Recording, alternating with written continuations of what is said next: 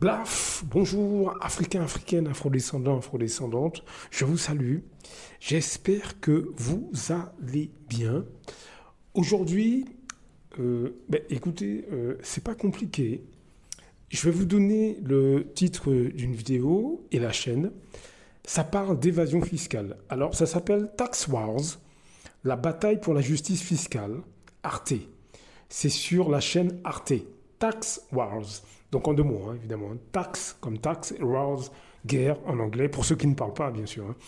Donc allez voir, c'est assez éloquent quand je vous dis qu'on doit se former sur où va l'argent, qui fait l'argent, par où ça passe, etc. Même si vous ne voulez pas devenir chef d'entreprise, mais comprenez le fonctionnement des entreprises, des grosses entreprises aussi, vous pouvez tout à fait vous pencher sur le sujet. C'est assez extraordinaire. Je vous passe un petit extrait et on en parle juste après. Minière pour payer peu, voire pas d'impôts. In Zambia, principally En Zambie, l'industrie minière est un des plus gros contributeurs au trésor public. So they take Alors ils en profitent because here they know parce qu'ils savent que nous dépendons d'eux. we depend on them. They are our Ce sont nos plus grands payeurs d'impôts. As a result, En conséquence, certains peuvent croire qu'on va les traiter avec une certaine gentillesse. and then they Et take ils en profitent pour faire des choses néfastes. do wrong things because Parce they qu'ils se know savent importants, and they ils pensent diriger notre économie. Face au montage sophistiqué des grandes compagnies minières, les enquêteurs sont souvent obligés de se rabattre sur de petites sociétés aux astuces plus facilement détectables. Des informations concernant la mine sur laquelle on travaille?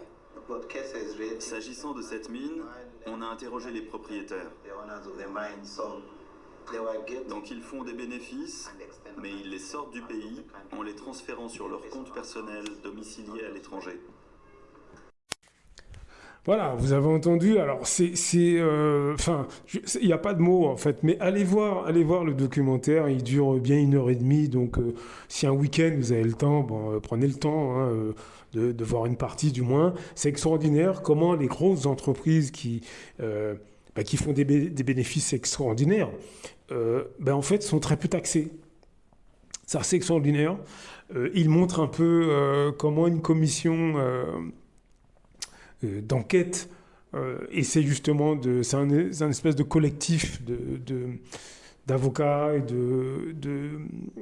comment dirais-je, de fiscalistes se penche sur le souci. Bon, pour moi, il y a un certain nombre d'images subliminales hein, contre les afrodescendants, comme dans beaucoup de documentaires. Hein. Mais bon, c'est pas le sujet hein, de cet audio. C'est une petite remarque, mais allez voir un peu ce qui se passe.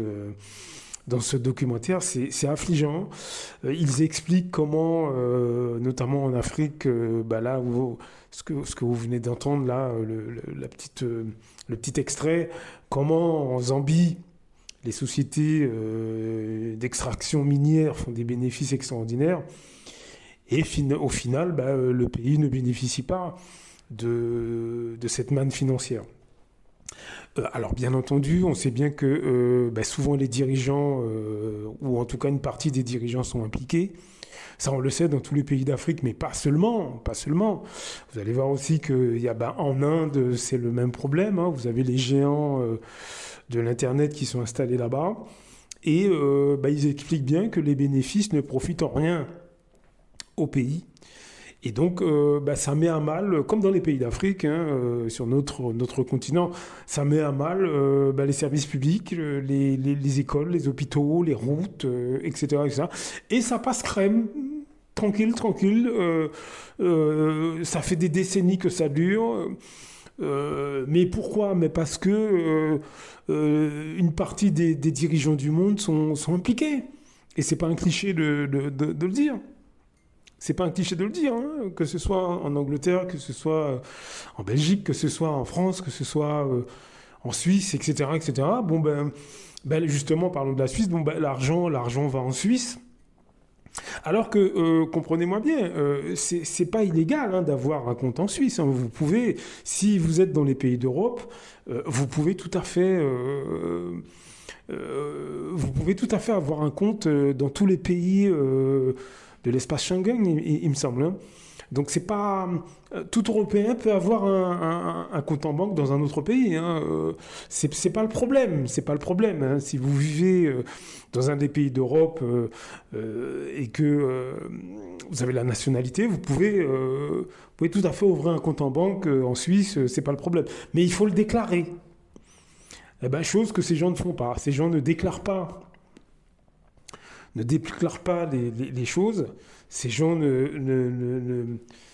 voilà, donc des millions et des millions disparaissent dans les paradis fiscaux. Je parle de la Suisse, mais alors la Suisse, en ce moment, depuis quelques années, ils sont contraints quand même de donner des informations.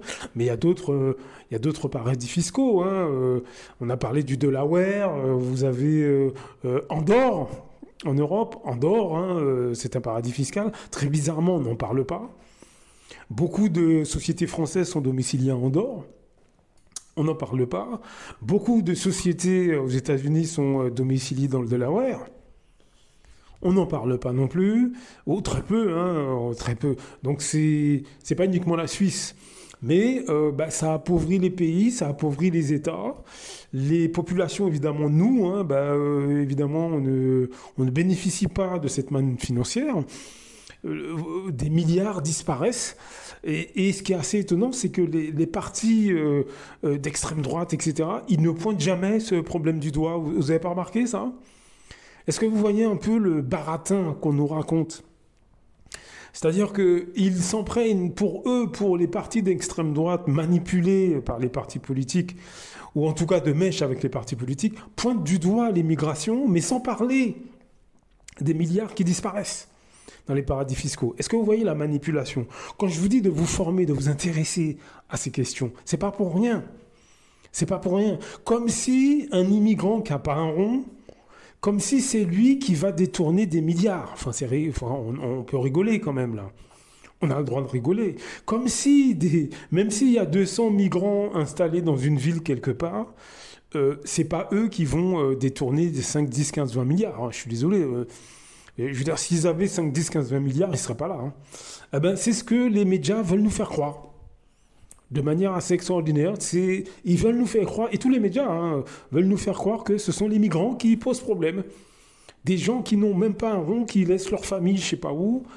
Ils ont même à peine de quoi manger, traversent les mers à 45 sur un petit bateau, ou voire même plus sur un petit bateau, qui meurent certains... dans la Méditerranée, et ils veulent nous faire croire que donc ce sont ces personnes-là qui posent problème, tous les mots. Non, enfin bon, c'est ridicule. Donc, allez voir ce documentaire, il est vraiment, vraiment intéressant.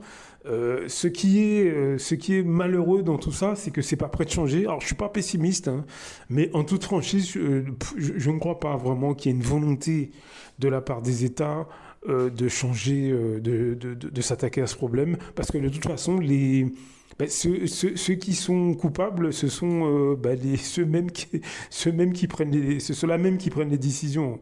Donc, il est évident qu'ils vont pas se condamner eux-mêmes. Hein.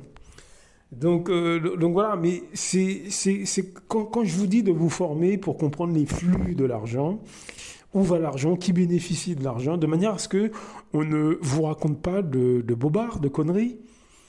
Parce que vous avez vu l'abattage un peu médiatique depuis des mois et des mois, depuis des années même, à faire croire que dans les pays d'Europe, le problème, comme je l'ai dit, sont les migrants, mais aussi la délinquance, mais aussi le chômage, etc. Mais regardez bien les journaux télévisés, que ce soit sur les chaînes nationales ou sur l'Internet, hein, ils ne parlent jamais ou très très rarement de cette évasion fiscale des plus grosses entreprises.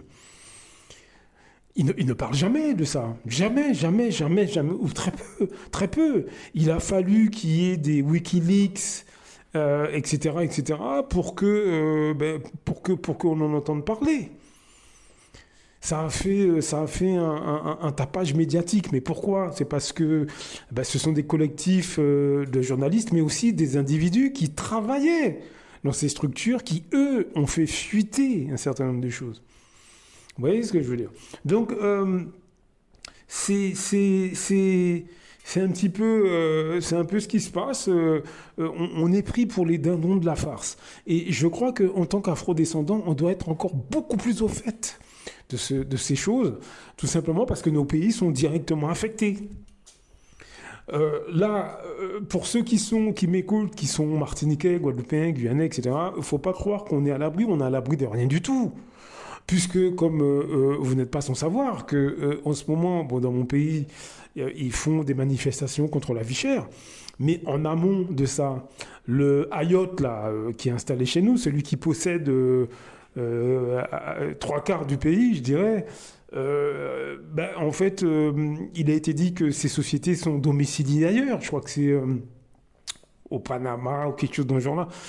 Donc il y a de l'évasion fiscale aussi. Je veux dire que ce soit Martinique, Guadeloupe, Guyane, c'est pareil, ce sont exactement les mêmes problèmes que nous avons. Donc c'est pour ça que je vous dis qu'on doit absolument se former sur ces questions, comprendre comment les choses fonctionnent. On ne doit pas rester dans l'ignorance. On doit arrêter de se concentrer sur des choses qui n'ont pas d'importance. C'est ça que je veux dire. On doit vraiment arrêter de se mettre la tête dans le sable. Alors, je ne dis pas qu'on est tous comme ça, c'est pas ce que je veux dire. Mais je crois qu'il faut qu'on soit vraiment au fait. Il faut plus qu'on se laisse avoir par les médias, par les télés. Il faut qu'on se forme sur ces questions. Hein. Sur l'évasion fiscale, vous n'avez pas besoin d'être un spécialiste. Mais apprenez comment ces sociétés, finalement, par tout un jeu, par tout un truchement de déclaration fiscale ou bien de domiciliation dans d'autres pays, arrivent finalement à payer zéro impôt. Zéro impôt. C'est extraordinaire. Dans le documentaire que je vous ai signalé, là, il y a une société qui paye 0,05% d'impôt. Donc allez voir ça, c'est risible. C'est vraiment risible. Blaf! À très bientôt.